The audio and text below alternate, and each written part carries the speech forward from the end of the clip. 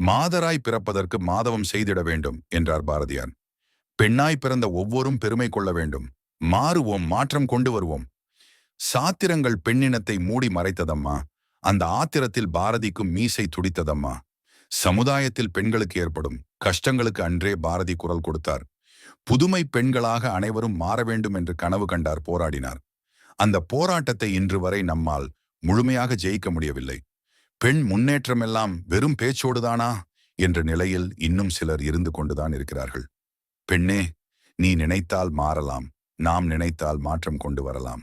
அதிகம் பேசினால் வாயாடி, பேசாமல் இருந்தால் உம்மனா மூஞ்சி, எதிர்வாதம் செய்தால் வாதக்காரி, பாரா முகமாய் சென்றால் திமிர் பிடித்தவள். இப்படி நீ எது செய்தாலும் இந்த சமுதாயம் உனக்கு ஒரு முத்திரை குத்திக் கொண்டேதான் இருக்கும். நீ மாறாதவரை எதற்கும் கவலைப்படாதே. நீ நீயாக இரு. உன் போக்கில் நீ ஆனந்தமாய் அமைதியாய் இருப்பதற்கு அவர்கள் அகங்காரம் என்ற பெயர் சூட்டினால் அகங்காரத்தை அரங்கேற்றம் செய்து காமி அவர்களும் கண்டு களிக்கட்டும். பெண்ணே, நீ சாதிக்க பிறந்தவள். உன்னை சோதித்து பார்க்க பல குள்ள நரிகள் துள்ளி குதித்து விளையாடிக் கொண்டிருக்கும் மைதானம் இது. குள்ள நரிகளுக்கு இரையாகாதே. பெண்ணே, அனைத்திற்கும் வளைந்து கொடுத்து போக வேண்டும் என்ற அவசியம் உனக்கில்லை. பெண் சக்தியால் தான் இந்த உலகமானது இயங்கிக் கொண்டிருக்கிறது. உனக்கென்று ஒரு அக்னி வளையத்தை உண்டாக்கிக்கொள். உன் எண்ணங்களும் அக்னியைப் போல் எப்பொழுதும் துளிர்விட்டு எரியட்டும். அந்த வளையத்திற்குள் எவரேனும் நுழைந்தால் காளி என்னும் சக்தியை உன்னில் கொண்டு வந்து நிறுத்த தயங்காதே. உனக்கு எது விருப்பமோ அதை எப்படியேனும் செய்து முடி. நீ எது செய்தாலும் குறை கூற இங்கு பல நக்கீரர்கள் உண்டு. பிறர் உன் எல்லையை எடை போட அனுமதிக்காதே.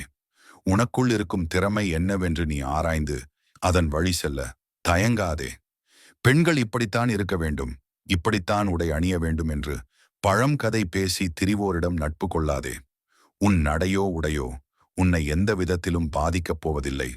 உன் நேர்மறையான நற்சிந்தனைகளே உன்னை உயர்த்தும். பெண்கள் நினைத்தால் முடியாதது ஒன்றுமே இல்லை. இருப்பது ஒரு வாழ்க்கை. எப்பொழுதும் குடும்பத்திற்காகவே உழைத்துக் கொண்டிருக்கும் நீ உனக்கென்று ஒரு வாழ்க்கையை அமைத்துக் கொள்ள மறவாதே. உன் பொறுப்புகளில் இருந்து விலகாமல், உன் சந்தோஷம் உன் கையில். அந்த சந்தோஷத்தை யாருக்காகவும் எதற்காகவும் மாற்றிக்கொள்ளவோ, அந்த சந்தோஷத்தை அனுபவிக்காமலோ இருக்காதே. உனது சந்தோஷமும் நிம்மதியும் நீ தீர்மானிக்க வேண்டிய ஒன்று.